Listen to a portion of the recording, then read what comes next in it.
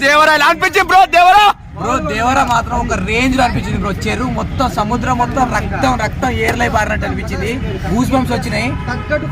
Villain ఒక rod look లో అయితే కనిపించింది బ్రో. ఎన్టీఆర్ మస్తు అనిపించింది బ్రో. గూస్ బంప్స్, కళ్ళకి సుర్మా పెట్టిండు.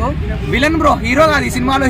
అన్ని సినిమాల్లో హీరో చేస్తే ఈ సినిమాలో మాత్రం విలన్, ఒక రగ్గుడు విలన్.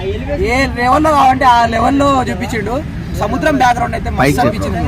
సముద్రం బ్యాక్గ్రౌండ్ లో ఎన్టీఆర్ ఎలివేషన్ సీన్లు కానీ మస్తు అనిపించినాయి బ్రో. కాళ్ళకి రక్తంతో కెరటాలు వస్తుంటే ఎలా ఉంది? రక్తంతో కెరటాలు సలార్లోనే రక్తం అనుకుంటే ప్రభాస్ కి మించిపోయి ఎన్టీఆర్ మొత్తం రక్తం చూపించాడు. డైరెక్ట్ సముద్రం రక్తం కనబడ్డాం. ఎర్ర సముద్రం మస్తు అనిపించింది బ్రో. గూస్ బంప్స్ వచ్చినాయి. అంటే ఫస్ట్ రియాక్షన్ ఏంటి బ్రో? ట్రైలర్ టీజర్ క్లిప్ చూడగానే బ్రో ఇంగ్లీష్ ఏదో హాలీవుడ్ లో బాలీవుడ్ మూవీ అనుకున్నా బ్రో. ఆ రేంజ్ లో కనిపించింది.